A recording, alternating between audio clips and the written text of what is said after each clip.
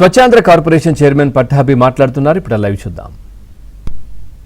రాసినటువంటి లేఖ letter number 8/CM additional secretary /2021 Shri Narendra Modiji written by YS Jaganmohan Reddy on his own letter head. దీనిలో ఆయన ప్రధానంగా ప్రస్తావిస్తున్నటువంటి అంశం ఏంటంటే అండి, I would like to draw your kind attention towards the facts.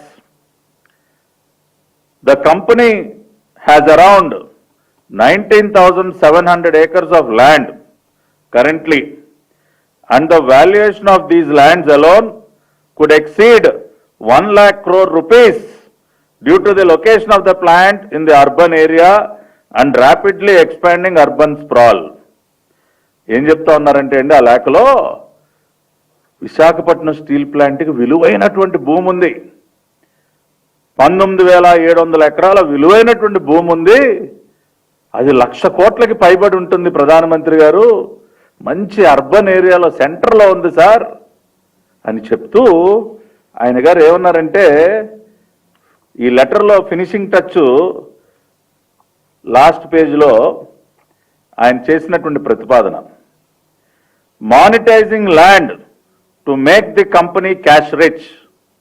ప్రధానమంత్రి గారు ఆ భూమి అమ్మేద్దాం సార్, మనం దాన్ని తెగనమ్మేద్దాం, అమ్మేసి ఆ డబ్బులతో మంచి సొమ్ములు తీసుకొద్దాం అని చెప్పి ఆయన రాసినటువంటి మాటలు ఏంటంటే, ఉన్నటువంటి దాదాపు 19,700 ఎకరాల్లో ఇమ్మీడియట్గా RINL has nearly 7,000 acres of unutilized lands, and the measure that Government of India can take up is to monetize these lands by way of plotting and sale,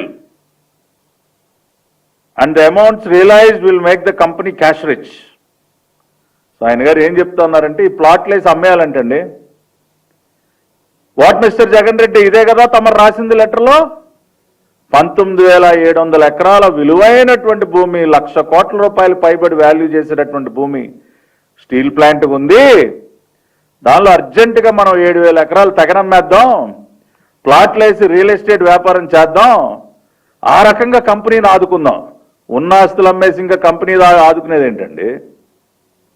ఆస్తుల్ని తెగనమ్మటం అనేది కంపెనీని ఆదుకోవటమా? వాట్ మిస్టర్ జగన్ రెడ్డి, ఈ లెటర్ గురించేనా మీరు ఇంత గొప్ప press meet లో మాట్లాడుతూ ఉన్నారు? ఒక్కసారి రాష్ట్ర ప్రజలందరికీ గొడ్డల పార్టీ అధ్యక్షుడు ఏం రాశాడో చదివి వినిపించి, ఎప్పటికైనా దయచేసి నిన్న ఎవరైనా అమ్మో జగన్మోహన్ రెడ్డి గారు 2 లేఖలు రాశారంట, చాలా గొప్పగా ఏదో అడిగారంట అన్న భ్రమలో కనుక ఎవరైనా ఉంటే ఆయన లేఖలో ఏం రాశారో ఇప్పుడు చదివి వినిపించిన తర్వాత మన గొడ్డల పార్టీ అధ్యక్షుడి యొక్క నిజమైనటువంటి నైజం ఏంటో అర్థమై ఉంటుంది. 7,000 ఎకరాల భూమిని తెగనమ్మేయండి, ప్లాట్లేసి రియల్ ఎస్టేట్ వ్యాపారం చేసేద్దాం అని లేఖలో రాసి దీని గురించి నిస్సిగ్గుగా నిన్న గొప్పలు చెప్తా ఉంటాయా నువ్వు? ఇదా దీన్ని పరిష్కారం అంటారా? నిన్న అందుకనే మా పార్టీ జాతీయ కార్యనిర్వాహక అధ్యక్షులు నారా లోకేష్ గారు ఆయన సోషల్ మీడియా హ్యాండిల్స్ లో ఒక పాత వీడియో, గతంలో చీఫ్ సెక్రటరీగా పనిచేసినటువంటి ఎల్వి సుబ్రహ్మణ్యం గారి వీడియోను కూడా పోస్ట్ చేశారు. ఒక ఇంటర్వ్యూలో చాలా క్లియర్గా ఆయన ఏం చెప్పారంటే, one fine day chief minister నన్ను పిలిచి స్టీల్ ప్లాంట్ భూములను అమ్మేద్దాం, మనం ఇంకో రకంగా మనం ఏదో రాజధాని నిర్మాణం అని చెప్పి పెద్ద బిల్డప్ ఇస్తున్నాం కదా, దానికి వాడేద్దాం అని చెప్తే నేను షాక్ అయ్యాను.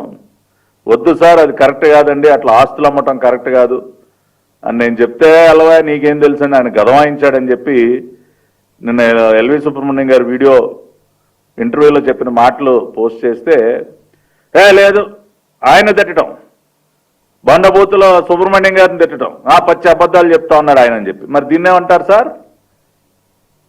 ఇవాళ గొడ్డల పార్టీ తరఫున మాట్లాడేటటువంటి కొంతమంది పెయిడ్ ఆర్టిస్టులు ఎల్వి సుబ్రహ్మణ్యం గారు చెప్పిందంత పచ్చి అబద్ధం, అసలు మేము ఎప్పుడు అలా అనలేదని వాళ్ళు అంటున్నటువంటి వారు ఈ లేఖలో జగన్మోహన్ రెడ్డి గారు రాసినటువంటి రాతల గురించి ఏమంటారు? మీకు డే 1 నుంచి విశాఖపట్నం స్టీల్ ప్లాంట్ ని కాపాడాలన్న ఆలోచన లేనే లేదు. దాన్ని ఎట్లా తగనమ్మేద్దాం, దాన్ని ఎట్లా మోతేద్దాం, దాని ద్వారా ఎలా మనం జేబులు నింపుకుందాం, ఏ రకమైనటువంటి వ్యాపారం చేద్దాం, ప్లాట్లు వేద్దామా, రియల్ ఎస్టేట్ వ్యాపారం చేద్దామా, ఈ ఆలోచన తప్పితే స్టీల్ ప్లాంట్ ని కాపాడాలన్నటువంటి ఆలోచన మీకు 1% కూడా లేదు అని చెప్పటానికి, ప్రూవ్ చేయటానికి ఈ లేఖలో ఉన్నటువంటి ఈ రాతలకు మించి ఏమి సాక్ష్యాలు ఉంటాయండి? జగన్మోహన్ రెడ్డి స్వయంగా సంతకం పెట్టి రాసినటువంటి లెటర్ ఇది. ఆయనే చెప్పాడు ప్రధానమంత్రి గారికి నేను లేఖ రాశానని చెప్పి. కానీ లేఖలో ఉన్నటువంటి సారాంశం ఏంటి? భూములని తెగనమ్మడం. ఇది పాయింట్ నెంబర్ 1. రెండోది, అసలు నేను చాలా రకమైనటువంటి చర్యలు తీసుకున్నాను విశాఖపట్నం స్టీల్ ప్లాంట్ ని కాపాడటం కోసం, బలోపేతం చేయటం కోసం. అసలు నేను పాటుపడినంత ఇంకెవరూ పాటుపడలేదని చెప్పి. ఇదిగోండి ఆయన హయాంలో వచ్చినటువంటి వార్తలు. విశాఖ ఉక్కుకు జగన్ మరణ శాసనం. మ్యాంగనీస్ ఇసుక క్వార్ట్జ్ గనుల లీజు పొడిగింపునకు నో. విశాఖ ఉక్కుకు జగన్ మరణ శాసనం. ఇది సార్ మీరు సాధించినటువంటి ఘనకార్యం, ఇది మీరు చేసినటువంటి ఘనకార్యాలు ఇవి. ఏ రకంగా మరణ శాసనం అని ఒకసారి వివరాల్లోకి వెళితే, విశాఖ ఉక్కు కర్మాగారానికి విజయనగరం జిల్లా గర్భంలో 264 హెక్టార్ల మ్యాంగనీస్ గనులు ఉన్నాయండి. నెల్లిమర్లలో 64 హెక్టార్ల సిలికా, అదేవిధంగా అనకాపల్లి జిల్లా కింతాడలో క్వార్ట్జు, ఎన్టీఆర్ జిల్లా జగ్గేపేటలో లైమ్ స్టోన్, అదేవిధంగా తెలంగాణలో ఖమ్మం జిల్లా మాదారంలో డోలమైట్ గనులు ఉన్నాయి. అంటే ఇవన్నీ కూడా ఉక్కు తయారీకి అవసరమైనటువంటి ఖనిజాలు.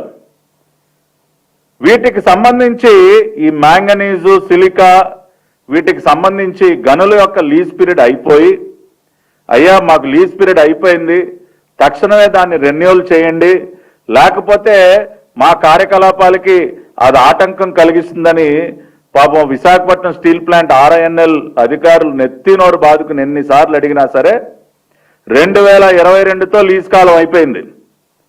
2024 వరకు గొడ్డలపాటి అధ్యక్షుడు ఈ రాష్ట్రానికి ముఖ్యమంత్రి. 2 సంవత్సరాల పాటు దాని లీజు పొడిగించకుండా, ఎందుకు పొడిగించలేదంటే అది ప్రైవేట్లో వ్యాపారం చేసుకోవచ్చు కదా. స్టీల్ ప్లాంట్కి ఆ మ్యాంగనీస్ గనులు, సిలికా గనులు ఇస్తే వీళ్ళకి వచ్చే లాభం ఏముంది? అదే వాళ్ళకి లీజు పొడిగించకుండా మనమే వ్యాపారం చేసుకుంటే తాడేపల్లి కొంపకి ఫుల్గా క్యాష్ కదా. అందుకని 2 సంవత్సరాల పాటు ఆ లీజును పొడిగించకపోతే చంద్రబాబు నాయుడు గారు ముఖ్యమంత్రి అయిన తర్వాత, ఎన్డీఏ ప్రభుత్వం వచ్చిన తర్వాత ఆ మ్యాంగనీస్ గనుల యొక్క లీజుని పునరుద్ధరించి స్టీల్ ప్లాంట్ ని కాపాడాం. పొరుగునున్నటువంటి తెలంగాణ రాష్ట్రం ఖమ్మం జిల్లాలో మాదారంలో డోలమైట్ గనుల లీజుని పాపం వాళ్ళ టైంకి ఎక్స్టెండ్ చేశారు. కానీ మన రాష్ట్రం